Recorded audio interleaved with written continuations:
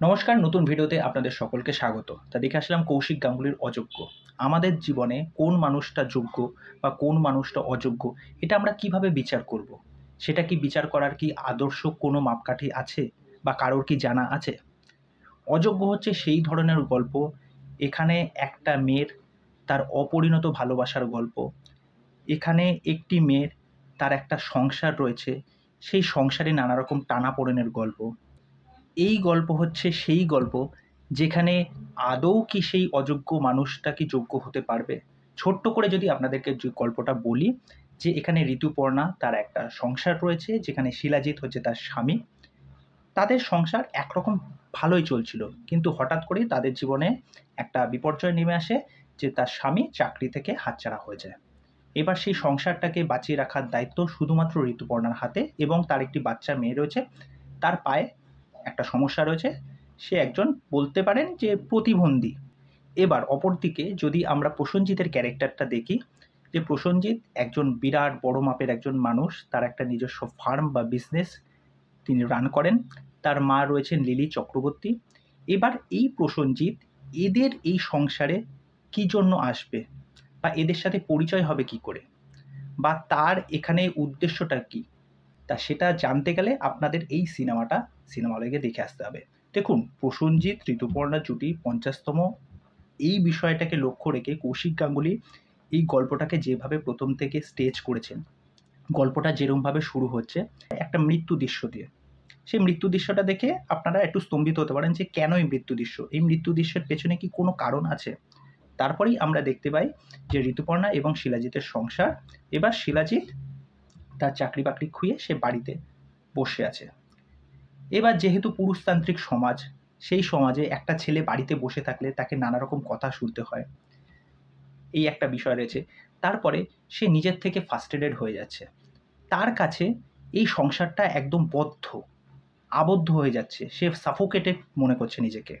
সেই জায়গা থেকে বেরিয়ে আসতে চায়, সেই সংসারটাকে আর পারছে না। এই মুহূর্তে তার আকস্মিকভাবে পরিচয় হয় প্রসেনজিতের সাথে।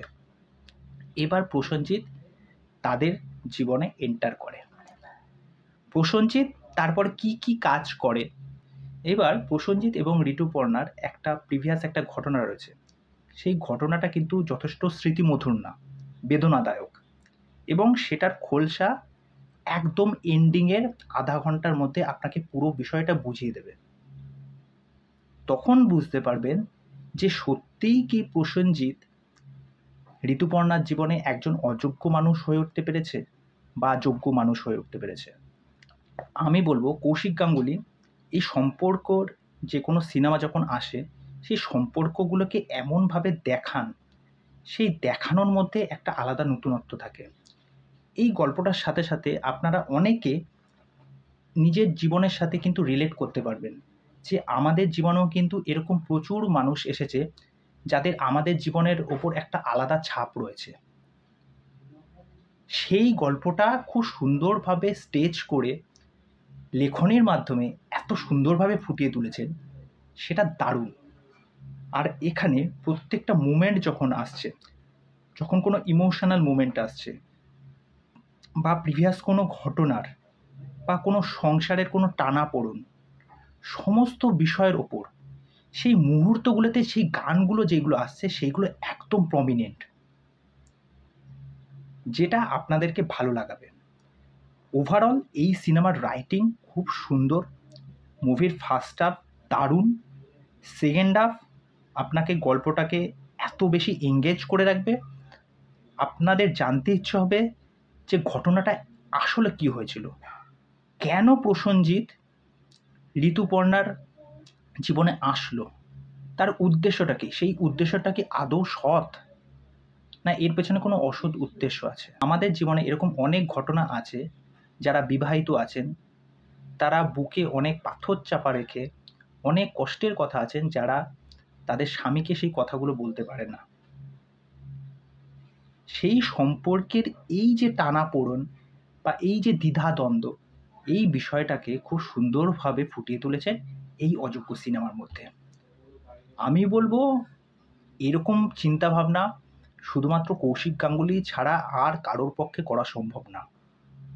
ওভারঅল এই সিনেমায় যে সমস্ত অ্যাক্টাররা কাজ করেছেন, প্রসেনজিৎ, ঋতুপর্ণা তো অনবদ্য, শিলাজিৎ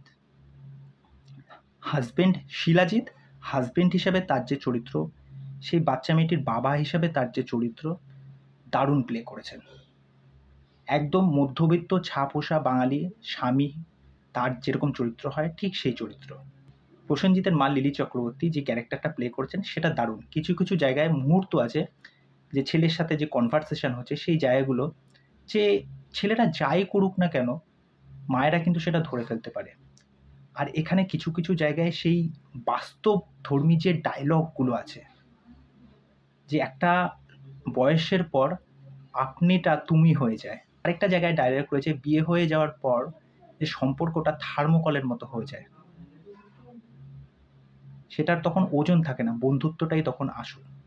সুতরাং কিছু কিছু জায়গায় এই যে ডায়লগসগুলো আছে বা গানগুলো আছে, বা এই যে প্রত্যেকটা চরিত্র যেভাবে একজনের সাথে এক একটা ক্যারেক্টার যেভাবে মিলিয়ে গল্পটাকে সাজিয়েছে, সেটা দারুণ। আমি বলবো কৌশিক গাঙ্গুলির যে কটা সিনেমা এসেছে তার মধ্যে এটা আরেকটা অন্যতম হয়ে থাকবে। আমরা প্রাক্তনেও দেখেছি, প্রাক্তনে একটা আলাদা ধরনের গল্প, এই গল্পটা আলাদাই।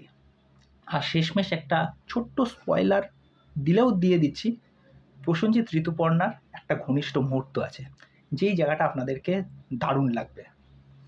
তা এই হলো আমার অযোগ্যনের রিভিউ রিয়াকশন।